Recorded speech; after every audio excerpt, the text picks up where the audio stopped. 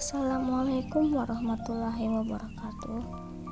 Perkenalkan, nama saya Lu'lu El Maknun dengan NIM 220104010160 dengan dosen pengampu Ibu Rizkiatul Hasanah, Esos Ensos.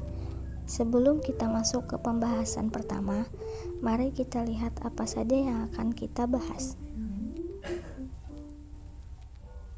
Pembahasan pertama, landasan ontologis, epistemologis, dan aksiologis. Landasan ontologi. Ontologi berasal dari bahasa Yunani, yaitu on berarti ada atau ontos artinya keberadaan dan logos artinya logik atau pemikiran. Flaubert menyebut ontologi sebagai ilmu pertama, yaitu studi tentang yang ada sejauh ada. Studi ini dianggap berlaku untuk semua entitas, termasuk Allah dan semua ciptaan, dan mendasari teologi serta fisika. Ontologi merupakan salah satu kajian yang membahas keberadaan sesuatu yang bersifat konkret. Landasan ontologi dakwah mempertanyakan objek apa yang dikaji di ilmu dakwah. Bagaimana wujud hakiki dari objek ilmu dakwah? Secara ringkasnya, landasan ontologis mengungkapkan hakikat dari apa yang dikaji, apa di pembahasan di dalamnya, objek apa yang termasuk dalam kajian ilmu dakwah, dan lain sebagainya. Dalam pengkajian ontologi, dakwah yang menjadi objek kajian ilmu dakwah terbagi menjadi dua, yaitu objek formal dan objek material. Adapun objek formal adalah seperti proses dakwahnya, unsur-unsur dakwah, pengelolaan atau sumber daya manusianya. Sedangkan objek materialnya adalah hal yang dipelajari dalam ilmu dakwah seperti Al-Quran, hadis, ijtima, dan qiyas. Landasan epistemologis. Epistemologi dakwah adalah usaha seseorang untuk menelaah masalah-masalah, objektivitas metodologi sumber, serta validitas pengetahuan secara mendalam dengan menggunakan dakwah sebagai subjek bahasan atau titik tolak berpikir. Banyak dari ilmuwan muslim yang juga menggunakan landasan pengetahuan yang bersumber pada Islam. Semua sependapat bahwa sumber pengetahuan adalah Allah.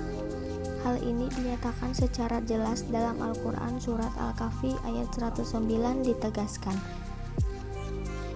Artinya, katakanlah, sekiranya lautan menjadi tinta untuk menulis kalimat-kalimat Tuhanku, sungguh habislah lautan itu sebelum habis ditulis kalimat-kalimat Tuhanku, meskipun kami datangkan tambahan sebanyak itu pula. Metode pendekatan di dalam ilmu dakwah yaitu pendekatan normatif, intinya berusaha menemukan prinsip dakwah dari sumber normatif atau Al-Quran dan hadis maupun sejarah Rasulullah, yaitu dengan mengetahui asbab an-nuzul dan asbab al-wurud serta metode tafsir dan hadis. Pendekatan empiris intinya berusaha mengkaji atau menyelidiki kasus-kasus yang terjadi di masyarakat, yaitu untuk menemukan teori baru atau mengembangkan teori yang sudah ada. Pendekatan filosofis intinya berusaha mengkaji pemikiran para ulama atau pakar dakwah melalui tulisan atau karyanya. Landasan aksiologis. Aksiologi adalah istilah yang berasal dari kata Yunani, yaitu aksios yang berarti sesuai atau wajar, sedangkan logos yang berarti ilmu. Aksiologi dipahami sebagai teori nilai, yang dimana aksiologi adalah ilmu pengetahuan yang menyelidiki hakikat dari sudut pandang filsafat. Pembicaraan ini dinilai dalam bahasa yang paling umum dan sederhana, seringkali dikaitkan dengan baik dan buruk atau manfaat tidak manfaatnya. Tujuan dasar ilmu dakwah. Adapun tujuan dasar ilmu dakwah dengan merujuk pada beberapa ayat Al-Quran yang relevan adalah untuk menjelaskan realitas dakwah sebagai suatu kebenaran. Kami akan memperlihatkan kepada mereka tanda-tanda kekuasaan kami di segenap untuk para diri mereka sendiri, sehingga jelaslah bagi mereka bahwa Al-Quran itu benar. Dan apakah Tuhanmu tidak cukup bagi kamu bahwa sesungguhnya Dia menyaksikan segala sesuatu? Mendekatkan diri kepada Allah Subhanahu wa Ta'ala sebagai kebenaran. Dan aku tidak menciptakan jin dan manusia melainkan supaya mereka mengabdi kepadaku, merealisasikan kesejahteraan untuk seluruh alam. Dan tidaklah kami mengutus kamu melainkan untuk menjadi rahmat bagi semesta. Dimensi aksiologis. Perlu dijernihkan terlebih dahulu pemahaman dakwah sebagai ilmu pengetahuan atau sebagai objek kajian atau bahkan sebuah aktivitas yang konkret. Kesadaran popularitas sebagai keniscayaan yang meliputi sebagai berikut. Perbedaan kebudayaan antar wilayah tertentu dengan yang lain, kurun waktu tertentu dan kurun waktu yang lain, kondisi sosial ekonomi tertentu dan kondisi yang lain, historis tertentu dan historis yang lain. Adanya realitas bahwa di luar Islam ada komunitas lain seperti ahli kitab, orang musyrik dan orang kafir yang dapat dilindungi atau diperangi tergantung kondisi yang ada. Dakwah sebagai panggilan, ajakan dan komunikasi harus merupakan dialog bukan monolog. Keterbukaan menjadi syarat mutlak. Kesediaan untuk selalu diuji dan argumen adalah syarat aksiologis yang harus ada dalam setiap upaya menyampaikan nilai kebenaran. Relasi ilmu dakwah dengan ilmu lain. Signifikansi ilmu dakwah. Jika dilihat dari Kamus Thesaurus Indonesia, signifikansi memiliki padan kata berupa arti, makna, cerapan, pemahaman, penerimaan, pengertian, dan sangkutan. Signifikansi sering digunakan untuk mengungkapkan istilah-istilah ilmiah dalam penelitian, khususnya statistika. Signifikansi ilmu dakwah menurut Joseph W. Duban. Sains aplikatif ditunjukkan pada penelitian sains yang dikonsentrasikan dalam pengembangan teknologi. Setelah dakwah selesai, pendakwah akan melakukan evaluasi setelah dakwah. Hal ini bertujuan untuk mengetahui titik kelemahan dan kelebihan dakwah. Cara yang digunakan untuk evaluasi adalah metode eksperimen. Ada dua hal yang digunakan sebagai ujian. Yang pertama pengujian teori dan yang kedua pembentukan teori. Berbagai ilmu keislaman merupakan objek material ilmu dakwah. Karena dari situlah berbagai macam kajian tentang seluk-beluk dakwah diformulasikan. Ilmu usuluddin, ilmu kalam, fikih, usul fikih, tafsir, hadis, ulumul Quran, ilmu-ilmu bahasa Arab, sejarah Islam, akhlak, tasawuf, dan perkembangan kajian keislaman. Ilmu dakwah dan ilmu sosial memiliki objek kajian yang sama, yaitu manusia. Perilaku keagamaan dai dan mad'u merupakan objek material ilmu dakwah. Perilaku sosial individu atau kelompok jika dikaitkan dengan niat menjadi kajian psikologi tentang motivasi. Jika perilaku tersebut dikaitkan dengan hubungan sosial, menjadi kajian sosiologi, dan jika dikaitkan dengan latar belakang budaya, menjadi kajian antropologi. Hubungan antar individu atau antar kelompok dalam masyarakat menjadi objek ilmu komunikasi. Perilaku manusia dikaitkan dengan kebutuhan materialnya menjadi kajian ilmu ekonomi. Dikaitkan dengan posisi hukumnya menjadi bagian ilmu hukum, dan jika dikaitkan dengan kekuasaan menjadi kajian ilmu politik. Metodologi berasal dari kata metode yang terdiri dari dua kata, yaitu meta dan hodos. Meta berarti melalui dan hodos berarti atau cara. Bila ditambah lagi dengan kata logi yang berasal dari bahasa Yunani yang berarti akal atau ilmu, sehingga menjadi metodologi, maka diartikan sebagai ilmu pengetahuan tentang jalan atau cara yang harus dilalui untuk mencapai suatu tujuan. Dengan demikian, pengertian metodologi adalah cara-cara yang ditempuh berdasarkan ilmu pengetahuan untuk menganyar kepada suatu tujuan.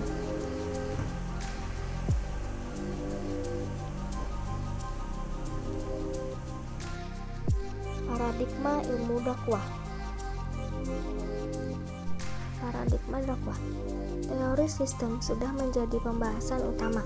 Meskipun teori ini sudah banyak dikritik para penentangnya dan dibangun kembali oleh pengagum-pengagumnya, teori sistem dikelompokkan oleh George Sizer sebagai bagian dari paradigma atau sasaran kajian fakta sosial yang telah dirintis oleh Emil Durkheim. Meskipun demikian, pembatasan paradigma tidak lagi diberlakukan oleh para ilmuwan sosial, sehingga saat ini banyak ilmuwan yang memilih pendekatan multi paradigma.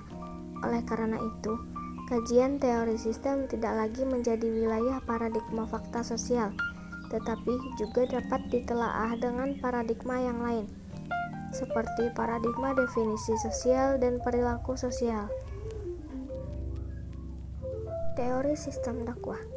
Sistem berasal dari bahasa Yunani, sistema, yaitu keseluruhan yang terdiri dari macam-macam bagian. Pada 1960-an, ia telah menjadi suatu teori dengan nama teori sistem umum atau General System Theory. Sistem terdiri dari sejumlah subsistem. Setiap subsistem ini juga terbagi lagi dalam subsistem. Hubungan antara subsistem atau elemen-elemen dalam suatu sistem disebut struktur internal. Ketika struktur internal ini tidak dapat diperhatikan, maka sistemnya menjadi kotak hitam atau black box. Ada dua proses pengembangan suatu sistem. Morfostasis adalah proses yang membantu sistem merubah dan mempertahankan diri, sedangkan morfogenesis adalah proses yang membantu sistem berubah dan tumbuh berkembang. Struktur eksternal sistem menjadi ciri sistem terbuka. Suatu sistem dinyatakan terbuka bila membuka diri untuk bisa berinteraksi dengan sistem yang lain. Antar sistem ada kemungkinan interaksi, yaitu persaingan dan kemitraan. Setiap sistem terbuka akan mengenal hukum di atas sistem ada sistem. Apa yang kita anggap sebagai sistem, ternyata ia adalah subsistem dari sistem di atasnya. Oleh karena itu, setiap sistem ditawarkan dua pilihan, sebagai mitra atau sebagai pesaing. Teori proses dakwah. Dinamika sistem terbuka terletak pada pergerakan suatu proses. Proses adalah rentetan kejadian atau peristiwa yang berlangsung secara bertahap. Dari sini, kita dapat memahami perbedaan antara tabligh dan dakwah. Tetapi pengajian yang hanya sekali kita lihat sebut tabligh. Setiap tahapan proses melalui perjalanan masukan atau input, konversi atau perubahan, keluaran atau output, dampak atau impact, dan umpan balik atau feedback. Dengan adanya tahapan, batasan kajian ilmu dakwah menjadi semakin jelas dan tidak bias. Kejelasan ruang lingkup memudahkan peneliti dakwah untuk memilih metode penelitian yang tepat. Bagi pendakwah, tahapan membantunya dalam memfokuskan pesan dakwah. Fokus menjadi penting pendakwah dalam memperkaya wawasan dan mempertajam suatu masalah. Setelah kita memilah bahan-bahan yang menjadi masukan, kita harus menentukan langkah-langkahnya. Dalam suatu tahapan proses, kita diperkenalkan istilah pendekatan strategi, metode, teknik, dan taktik. Pendekatan adalah sudut pandang kita terhadap suatu masalah. Pendekatan merujuk kepada pandangan tentang terjadinya suatu proses yang sifatnya masih umum. Strategi adalah rencana kegiatan untuk mencapai sesuatu, atau a plan of operation in achieving something. Metode adalah cara untuk mencapai sesuatu, a way in achieving something. Agar strategi mencapai hasil yang optimal, maka diperlukan metode. Suatu strategi bisa menggunakan beberapa metode. Teknik adalah cara yang lebih khusus dalam penerapan suatu metode. Taktik adalah gaya seseorang dalam melaksanakan suatu teknik atau metode. Dipandang dari sifat tahapan, proses dapat terbagi menjadi 4 macam. Pertama, proses linier, yaitu proses yang memiliki satu arah dengan satu tahapan. Proses ini membentuk garis yang lurus tanpa ada jalan alternatif dan ruangan lain. Kedua, proses unlinear, yaitu proses yang memiliki satu arah dengan melalui beberapa tahapan. Gambarannya adalah satu garis yang panjang dengan beberapa ruangan. Ketiga, proses multilinear, yaitu suatu proses yang memiliki banyak arah dan beberapa tahapan. Ia dapat digambarkan dengan banyak garis yang semuanya menuju satu titik. Masing-masing garis memuat beberapa ruangan. Keempat, proses nonlinear, yaitu proses yang berjalan dengan lompatan kualitatif atau menerobos setelah melalui periode khusus. Jika digambarkan, ia berbentuk garis yang terpotong satu atau beberapa ruangan, namun tetap lurus. Macam, model, pendekatan, media, dan metode dakwah. Macam-macam dakwah. Dakwah fardiyah. Contoh dan dakwah fardiyah ini adalah saat sedang menasehati atau memberi anjuran kepada rekan kerja ketika kita melihat teman sedang salah atau tersesat dalam ajaran Islam. Maka kita bisa menasehatinya dengan baik, yang termasuk dalam dakwah fardiyah. Dakwah ammah. Dakwah ammah yaitu dakwah yang dilakukan oleh seseorang yang ditujukan kepada orang banyak dengan maksud menanamkan pengaruh kepada mereka. Dakwah bil lisan. Dakwah bil lisan adalah dakwah yang dilaksanakan melalui lisan yang dilakukan antara lain dengan ceramah, khutbah, pidato, diskusi, nasihat, dan lain-lain. Dakwah bil hal. Dakwah bil hal yakni kegiatan dakwah yang mengutamakan kemampuan kreativitas pelaku dai secara luas atau yang dikenal dengan action approach atau perbuatan nyata. Dakwah bitanwin. Dakwah bitanwin adalah sebuah metode dakwah yang dilakukan melalui tulisan. Metode dakwah ini disampaikan dengan cara menuliskan. Dakwah bil hikmah. Dakwah bil hikmah memberi peringatan teman atau orang yang melakukan perilaku tercela dengan perkataan yang tegas. Model dakwah. Penelitian ini menjelaskan penelitian yang memiliki kemiripan atau serupa dengan penelitian terdahulu. Pertama, Matroji pada tahun 2015 dengan judul Model Dakwah Ikatan Remaja At-Taqwa atau IKRA terhadap remaja. Penelitian di RT 002 RW 08 Kelurahan Bahagia Kecamatan Babelan Kabupaten Bekasi. Yang kedua, penelitian skripsi model tabligh Kyai Haji Ahmad Sarkosi Subeki dalam pembinaan keagamaan masyarakat pada tahun 2013, dan dalam penelitiannya menggunakan pendekatan kualitatif dengan analisis deskriptif. Pendekatan dakwah. Kata pendekatan dakwah adalah titik tolak atau sudut pandang kita terhadap proses dakwah. Umumnya, penentuan pendekatan dakwah didasarkan pada mitra dakwah dan suasana yang melingkupinya, di mana pendekatan dakwah yaitu pendekatan budaya, pendekatan pendidikan, dan pendekatan psikologis. Pendekatan dakwah adalah cara-cara yang dilakukan seseorang mubalik untuk mencapai sebuah tujuan tertentu atas dasar hikmah dan kasih sayang. Dengan kata lain, pendekatan dakwah harus bertumpu pada suatu pandangan human oriented dengan pendekatan penghargaan yang mulia atas diri manusia. Pendekatan dakwah dapat dibagi menjadi dua bentuk, yaitu pendekatan sosial dan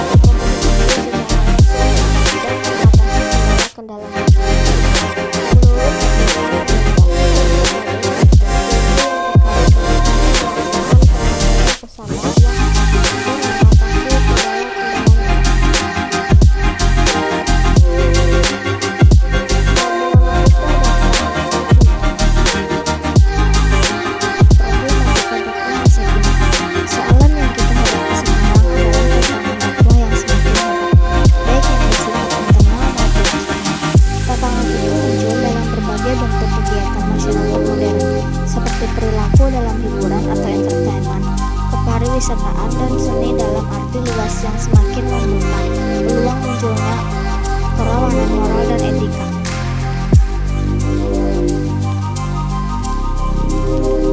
Metode ajaran Rasulullah.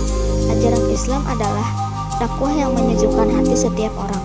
Poin penting yang juga dijalani Rasulullah dalam berdakwah adalah mengedepankan empati. Perasaan empati ini akan membuat dakwah menjadi lebih mengena. Rasa empati juga akan membuat juru dakwah bisa memahami situasi yang sedang dihadapi objek dakwahnya. Sumber daya dai. Dai adalah ulama yang telah mengamalkan ajaran Islam secara benar pengetahuannya tentang ajaran Islam. Meskipun ulama, jika belum mengamalkan ajaran Islam dengan baik, maka ia belum memenuhi syarat sebagai pendakwah. Kemajuan ilmu pengetahuan dan teknologi telah membawa banyak perubahan bagi masyarakat, baik secara berpikir, sikap, maupun tingkah laku. Segala persoalan kemasyarakatan yang semakin rumit dan kompleks yang dihadapi oleh umat manusia adalah masalah yang harus dihadapi dan diatasi oleh para pendukung dan pelaksana dakwah. Mitra dakwah atau mad'u. Para ilmu dakwah sebagian besar mengkategorikan konsep mad'u sebagai objek dakwah apabila dakwahnya yaitu meliputi masyarakat yang dilihat dari berbagai segi. Pertama, sasaran yang menyangkut kelompok masyarakat dilihat dari segi sosiologis berupa masyarakat terasing pedesaan, kota besar dan kecil, serta masyarakat di daerah marginal dan dari kota besar. Kedua, sasaran yang menyangkut golongan masyarakat dilihat dari sudut struktur kelembagaan berupa masyarakat, pemerintahan, dan keluarga, dan masih banyak lagi. Materi dakwah atau maddah. Keseluruhan materi dakwah pada hakikatnya bersumber dari dua sumber, yaitu Al-Quran dan Al-Hadits. Agama Islam adalah agama yang menganut ajaran kitab Allah, yakni Al-Quran dan Al-Hadits Rasulullah SAW, di mana keduanya merupakan sumber utama ajaran Islam. Oleh karenanya, materi dakwah Islam tidaklah dapat dilepas dari dua sumber tersebut. Pengembangan metode dakwah di pedesaan. Menurut Muhyiddin dan Syafi'i dapat dirumuskan beberapa metode pengembangan dakwah pada masyarakat pedesaan, yaitu sebagai berikut. Menggunakan pendekatan bahasa, struktur, dan kultur yang relevan dengan masyarakat pedesaan atau bilisani qaumuli. Sederhana, dapat dipahami dan sesuai kebutuhan. Melalui pendekatan dan kerjasama dengan tokoh panutannya, menggunakan bahasa lisan yang komunikatif dalam penjelasan tentang sesuatu untuk terciptanya kondisi pemahaman, persepsi, dan sikap. Menggunakan metode pendekatan karya nyata atau MAL dengan memprioritaskan kebutuhan yang mendesak dan menyentuh kebutuhan real masyarakat secara umum. Melalui pemanfaatan sikap dan karakteristik yang positif yang dimiliki masyarakat secara umum, membantu dalam mencari solusi dari problema sosial, budaya, dan ekonomi yang sedang dihadapi. Faktor hidayah dalam dakwah. Pengertian hidayah. Kata hidayah berasal dari bahasa Arab atau bahasa Al-Quran yang telah menjadi bahasa Indonesia. Akar katanya ialah hada yahdil hadian hudan hidayatan hidayatan. Kata hidayatan jika wakaf maka dibaca hidayah, seperti ucapan bahasa Indonesia. Hidayah dalam bahasa berarti irsyad atau tuntutan. Secara etimologi, hidayah berarti petunjuk. Lawan katanya adalah dolalah yang berarti kesesatan. Kata hidayah berasal dari kata hada yang berarti menunjukkan atau menunjuk atau memberi petunjuk.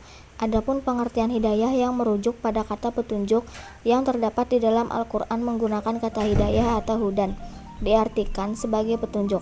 Digunakan pada dua penggunaan, yaitu secara am atau umum dan khas atau khusus. Dari perspektif dakwah, kata hidayah memiliki dua makna, yaitu dai hanya sekedar menunjukkan, maka dari itu dai hanya menunjukkan jalan untuk sampai ke tujuan. Sementara makna yang kedua, dai menuntun mad'u dan memegang tangan mad'u dan dibawa sampai ke tujuan. Macam-macam hidayah. Dr. Wahbah Al-Zuhaili dan Mufassir Besar Syekh Ahmad Mustafa Al-Maraghi membagi hidayah dalam kitab tafsirnya menjadi 5 macam. Hidayah al-ilhami, insting atau naluri. Hidayah al-ilham al-fitri, hidayah yang diberikan Allah sejak manusia lahir. Hidayah ini diberikan Allah tanpa usaha dan tanpa permintaan manusia. Hidayah alilami berarti denyut hati atau gerak hati atau impuls yang ada pada manusia dan hewan. Jenis hidayah ini merupakan dorongan untuk melakukan sesuatu. Dorongan yang dimaksud tidak berdasar pada suatu pikiran. Dorongan yang hanya berupa dorongan animal yang tidak berdasar pada pikiran panjang oleh manusia. Hidayah al-hawas. Hidayah ini diberikan oleh Allah kepada manusia dan hewan. Bedanya, kalau kepada hewan Allah memberikannya sekaligus dan sempurna sejak dilahirkan induknya. Sedangkan pada manusia, hidayah ini diberikan secara berangsur. Hidayah ini juga bisa disebut sebagai hidayah panca indera yang terdiri dari lidah sebagai alat perasa, mata sebagai alat penglihatan, telinga sebagai alat pendengar, hidung sebagai alat hirup, dan kulit yang bisa merasa panas atau dingin, tekstur kasar atau halus. Hidayah al-aqli. Hidayah ini ada untuk meluruskan kekeliruan panca indera. Akal merupakan pengakomodir semua hal yang dihimpun oleh panca indera, kemudian membuat kesimpulan yang berbeda dengan kesimpulan yang dibuat oleh indera-indera tersebut. Akal berperan melebihi panca indera.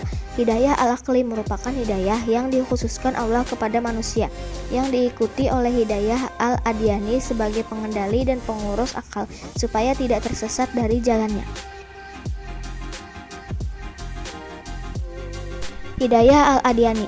Hidayah ini merupakan petunjuk Allah yang berupa ajaran dan hukum yang meluruskan kekeliruan yang muncul akibat akal yang dipengaruhi nafsu. Untuk meluruskan pendapat akal, maka Allah memberi manusia hidayah al-adiyani sebagai pedoman hidup yang berfungsi membimbing manusia ke jalan yang diridainya. Hidayah al-adiyani juga sering disebut sebagai hidayah agama. Dengan akal budi manusia semata-mata belum menjadi jaminan bagi manusia untuk sampai kepada kebenaran yang hakiki. Dengan agama, Allah telah memperkenalkan kebenaran demi kebenaran. Hidayah at-taufik. Hidayah taufik bisa juga disebut hidayah al-ma'unah. Hidayah taufik ini semata-mata ada di tangan Allah dan tidak ada seorang pun yang bisa memberikannya kepada manusia lain. Berbeda dengan hidayatul ilham, hidayatul al-hawas, dan hidayat al-din wasyari yang berlaku umum. Setiap manusia menerima hidayah tersebut. Hidayah ad-adayani juga bisa diperoleh melalui pembelajaran. Setiap manusia menerima hidayah tersebut, tetapi tidak semua manusia mendapat hidayah taufik meskipun belajar atau diajari. Hidayah dalam kasus konversi agama. Konversi bisa berupa perpindahan seseorang dalam satu agama ke agama lain, atau bisa juga berupa perubahan sikap dan pemahaman keagamaan dalam satu agama dari anti Tuhan menjadi fanatik agama atau bahkan sebaliknya. Hasan al-Basri, Ibrahim bin Adwam, dan beberapa sufi lainnya merupakan contoh orang muslim yang mengalami konversi dengan hidayah Allah Subhanahu wa taala. Dari sikap cinta akan kemewahan hidup menjadi berubah sepenuhnya dan meninggalkan kemewahan tersebut. Dari orang yang jauh akan Allah lalu menjadi orang yang rindu dekat dengannya. Ada juga hidayah yang dialami oleh non-muslim hingga menjadi muslim sejati. Hidayah dalam agama kadangkala tidak bisa dijelaskan secara rasional dan irasional. Bahkan, kadang-kadang mereka yang menerima hidayah saja tidak bisa menjelaskan secara logis. Hidayah dan ikhtiar dakwah. Dakwah dengan berbagai komponennya merupakan ikhtiar manusia untuk memberikan pemahaman tentang ajaran agama Islam. Menurut kaidah umum, jika suatu usaha untuk mencapai suatu tujuan dengan menggunakan pendekatan dan metode yang tepat, maka tujuan itu akan cepat tercapai. Pendakwah hanya bertugas untuk menyampaikan ajaran Allah Subhanahu wa taala. Pendakwah tidak boleh serta-merta mengatakan bahwa kegagalan itu disebabkan oleh Allah Subhanahu wa taala menurut teori komunikasi. Apabila komunikator atau pendakwah tidak berhasil mencapai sasaran atau tujuan yang telah direncanakan, maka komunikan mitra dakwah tidak dapat disalahkan. Efek dakwah dan tahap-tahap perubahan perilaku mad'u. Pengertian persuasi dakwah. Usaha untuk mempengaruhi pendapat, pandangan, sikap, ataupun mengubah tingkah laku seseorang dapat dilakukan dengan dua cara. Yang pertama, cara koersif, yaitu dengan cara paksa, bila perlu disertai dengan teror-teror yang dapat menekan batin dan menimbulkan ketakutan. Yang kedua, ada cara persuasif, yaitu cara mempengaruhi jiwa seseorang sehingga membangkitkan kesadarannya untuk menerima dan melakukan suatu tindakan. Dakwah bersifat persuasif, artinya berusaha mempengaruhi manusia untuk menjalankan agama sesuai dengan kesadaran kemauannya sendiri. Dakwah tidak dilakukan dengan cara koersif, karena pemaksaan merupakan perampasan hak asasi manusia, dan itu bertentangan dengan ajaran Islam yang meninggikan nilai-nilai hak asasi manusia. Istilah persuasi, atau dalam bahasa Inggris persuasion, berasal dari kata Latin persuasio, yang secara harfiah berarti hal yang membujuk, mengajak, atau meyakinkan.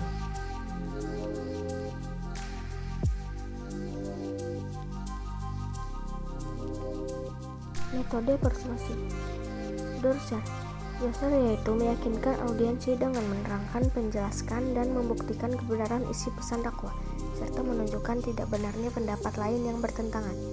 Promover yaitu cara menggerakkan perasaan dan kemauan audiensi dengan jalan direct patrik, yakni dengan kekuatan perasaan dan keyakinan. Di samping itu, juga dengan jalan indirect patrik, yaitu dengan tidak mengemukakan perasaan dan keyakinannya. Conciliar yaitu cara menarik perhatian pendengar terhadap isi ceramah. Vapertauger, teknis persuasi yang artinya pukul terus, ini merupakan cara yang telah teruji untuk menanamkan suatu pengertian atau paham itu dikemukakan.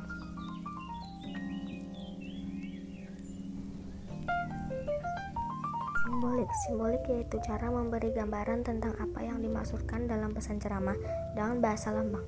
Pembicaraan harus berpikir dan pembicara dengan lambang-lambang yang telah dikenal oleh pendengar. Sensasi yaitu sesuatu yang dapat memaksa pendengar menaruh perhatian kepada pembicara. Sugesti yaitu sesuatu yang dapat menimbulkan keyakinan tanpa berpikir lebih lanjut.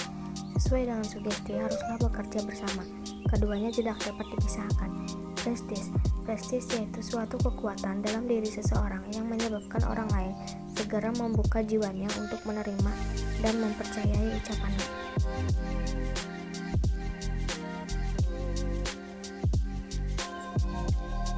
Faktor keberhasilan persuasi: availability dan relevance. Bila kedua hal tersebut ada, secara konsisten dapat diramalkan bahwa perilaku seseorang didorong oleh sikapnya. B. Memahami kondisi berpikir sasaran atau menentukan strategi pendekatan. Ada dua macam proses berpikir, heuristik dan sistematik. C.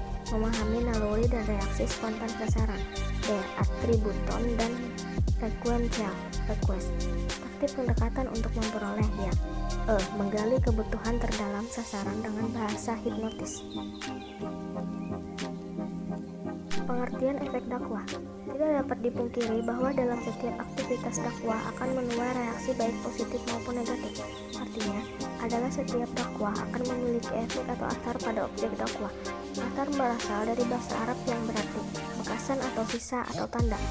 Efek athar suatu dakwah bukan hanya sekedar umpan balik dan reaksi individu-individu sebagai khalayak terhadap pesan yang dilontarkan oleh dai atau mubalik melalui media massa atau pidato.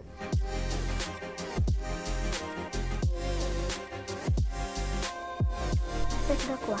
Dampak komunikasi dakwah dalam perspektif komunikasi terkait dengan sikap komunikan yang dipengaruhi yang terdiri dari tiga komponen.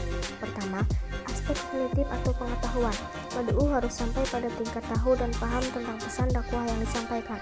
Kedua, aspek afektif atau kesukaan. Tidak sekadar tahu dan paham, mad'u juga menyukai pesan dakwah yang diketahui atau diterimanya. Ketiga, aspek konatif atau perilaku. Setelah tahu dan suka, mad'u akan mengamalkannya.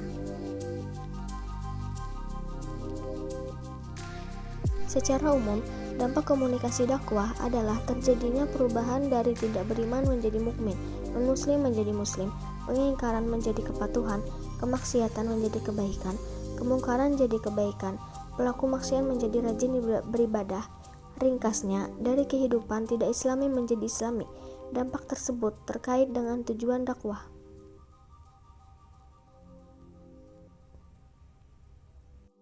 Tahap-tahap perubahan perilaku.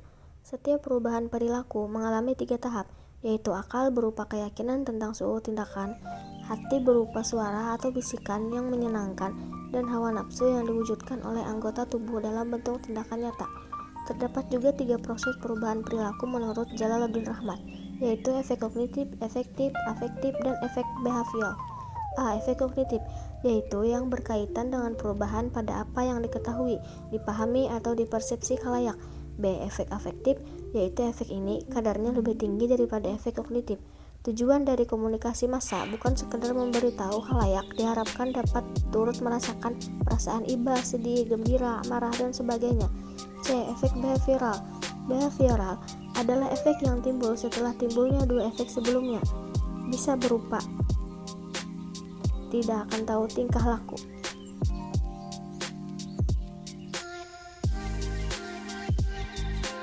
Evaluasi efek dakwah. Evaluasi efek dakwah harus dilaksanakan secara radikal dan komprehensif, artinya tidak secara parsial atau setengah-setengah. Seluruh komponen sistem atau unsur-unsur dakwah harus dievaluasi secara komprehensif. Bahkan, evaluasi akan lebih baik jika melibatkan beberapa pendakwah lain, para tokoh masyarakat, dan para ahli. Kalau evaluasi dapat terlaksana dengan baik, maka terciptalah suatu perjuangan di dalam dakwah tersebut. Dalam agama, kegiatan termasuk ikhtiar insani, yaitu usaha maksimal untuk suatu tujuan sebelum berserah diri atau tawakal akan hasil usahanya kepada Allah.